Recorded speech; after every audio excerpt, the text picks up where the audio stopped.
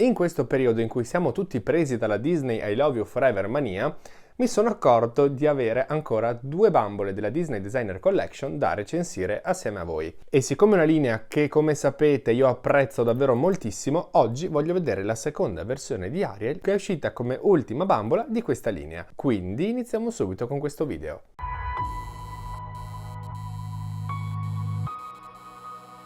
Iniziando come sempre a guardare la scatola, vediamo che è tutta sui toni del blu e del viola, identica ovviamente a tutte le scatole di questa linea. Qui al centro c'è il solito logo Disney Designer Collection. Qui sotto la scritta Limited Edition, una di 5500, con anche ovviamente il nome della bambola acquistata, in questo caso Ariel. Nell'angolo in basso i soliti rombi decorativi con all'interno un simbolo che in questo caso è un cavalluccio marino. Rombi e cavallucci marini che si ripetono anche nell'angolo superiore della scatola. I soliti disegni leggerissimi, quasi in trasparenza, stampati sul fronte della scatola, qui in basso delle alghe con delle bollicine. Invece da questa parte il fiore che indossa Ariel tra i capelli in una scena del film. Su un lato della scatola troviamo di nuovo le alghe di prima, con anche ovviamente la scritta Ariel e il fiore. E la stessa cosa la ritroviamo ovviamente anche sull'altro lato, identica, stesso nome e stessi decori. Nella parte superiore in oro metallizzato troviamo il logo Disney Designer Collection e invece sul retro come sempre un sacco di cose scritte. Ma per prima cosa qui in alto, sempre in mezzo ai cavallucci marini e ai rombi, troviamo la foto della designer che ha ideato questa Ariel. Appena più in basso il logo Disney Ultimate Princess Celebration con anche il nome della designer che è Rocio Cintron, una cosa del genere. E invece qui troviamo la solita descrizione in inglese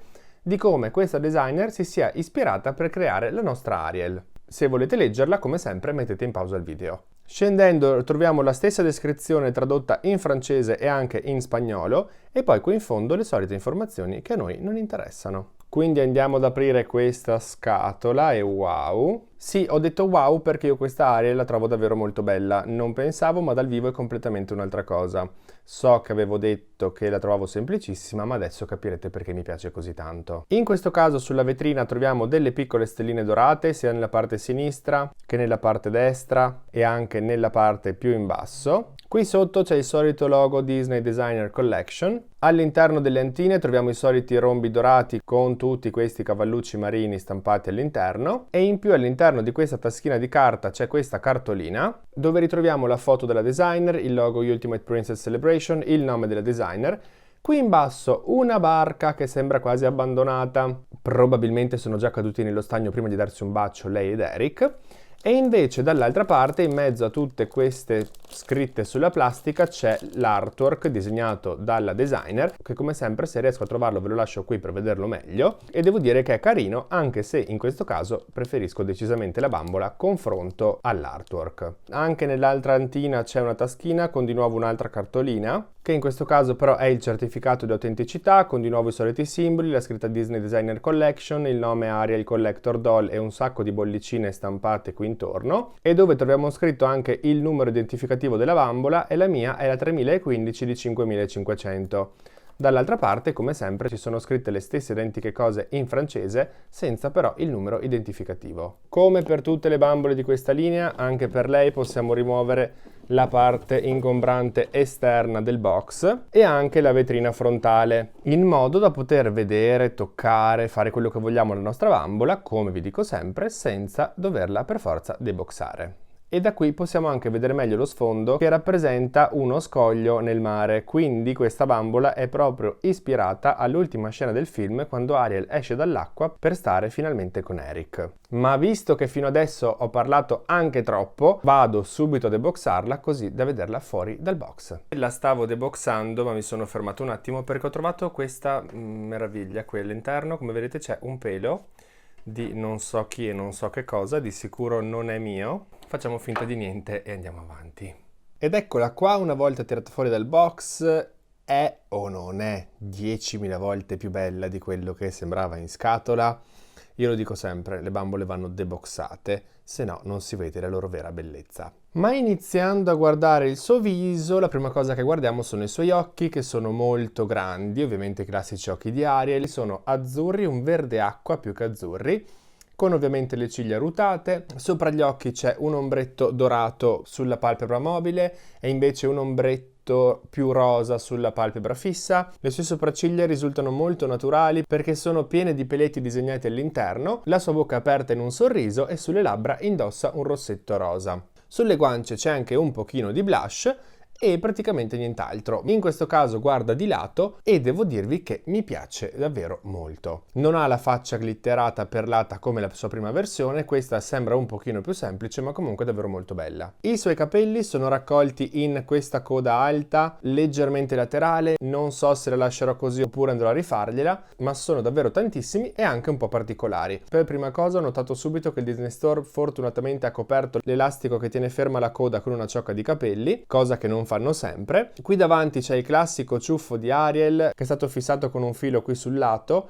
abbastanza pieno di gel per rimanere in questa posizione, ma come sicuramente riuscirete a notare non sono semplicemente rossi ma hanno all'interno anche delle ciocche viola. Ci sono davvero un sacco di ciocche viola in mezzo a questi capelli, qui forse si riescono a vedere anche meglio. La sua coda è davvero molto lunga, le arriva fino sotto al sedere, anche se sono un pochino arricciati, ma purtroppo anche nel suo caso in fondo sono abbastanza croccanti e non hanno alcun senso di esistere. Sono divisi in 3 semplicissimi boccoli, arricciati addirittura così tra loro. Credo che in questo caso andrò a sistemarglieli, magari più avanti, non lo so, intanto lasciamoli così. Qui sopra dove non c'è alcun tipo di gel però si riesce davvero a sentire che sono tantissimi e che la fibra è veramente morbidissima. In testa indossa questo fiore lilla realizzato di stoffa, con addirittura 2 tipi di stoffa diversi.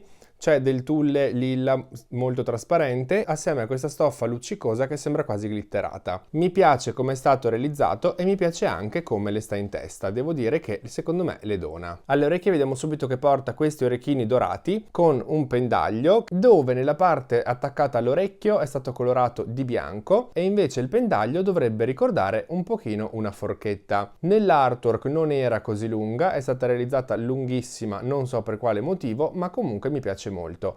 E ovviamente questi orecchini sono completamente di metallo. Il suo vestito è tutto un pezzo unico, anche se potrebbe sembrare di no, e nella parte superiore è realizzato con questo busto molto aderente di stoffa viola con un sacco di ricami con del filo viola brillantinato. Da questa parte sembrano quasi una rete da pesca, invece sull'altro seno, proprio sotto a questa applicazione, vediamo che c'è questo ricciolo sempre con il filo viola. Davanti invece hanno applicato questa bellissima decorazione di metallo dorato che richiama un sacco di conchiglie di forme diverse, con qui sotto queste che credo siano delle alghe, e con anche applicato in diversi punti dei brillantini leggermente olografici. Come vedete sul busto non indossa nulla e il vestito è monospalla, anzi è monomanica, perché ha una spalla e un braccio completamente scoperto. Invece sull'altro braccio vediamo che c'è questa manica realizzata con questa organza lilla con la parte finale cucita a punta che appoggia proprio sopra al dorso della sua mano. Iniziando a guardare la sua gonna, per prima cosa guarderei la parte interna dove vediamo che indossa appunto questa gonna sempre fatta con lo stesso tessuto. Il suo vestito è realizzato quasi interamente con lo stesso tessuto viola, dove sul retro è semplicissima, davanti sul suo lato sinistro è più corta e scende più lunga sul suo lato destro, ma in più sono state realizzate queste pieghe, queste specie di plissettature che poi sono state anche cucite in modo da fissarle in questo modo per dare del movimento in più a questo vestito. La parte esterna della gonna invece è davvero molto ampia ed è stata realizzata in un modo praticamente impeccabile, arriva fino a terra sia sui lati che sul retro e vediamo subito che lungo i lati ci sono applicati questi brillantini e invece appena più in basso iniziano subito questi ricami argento e azzurri, argento e verde acqua, che vogliono sicuramente rappresentare le onde del mare, anche in questo caso con in mezzo dei brillantini. Questi ricami sono stati realizzati in modo perfetto e in più, come vedete, hanno anche piegato, diciamo plissettato i 2 lati della gonna per fare in modo che rimangano in questa posizione. In più la parte centrale è un pochino più corta e poi seguendo tutte queste pieghe si allunga fino ai lati che toccano terra. La parte interna è stata tutta foderata con questo raso lilla e invece guardando la sua gonna sul retro notiamo che cambia anche colore.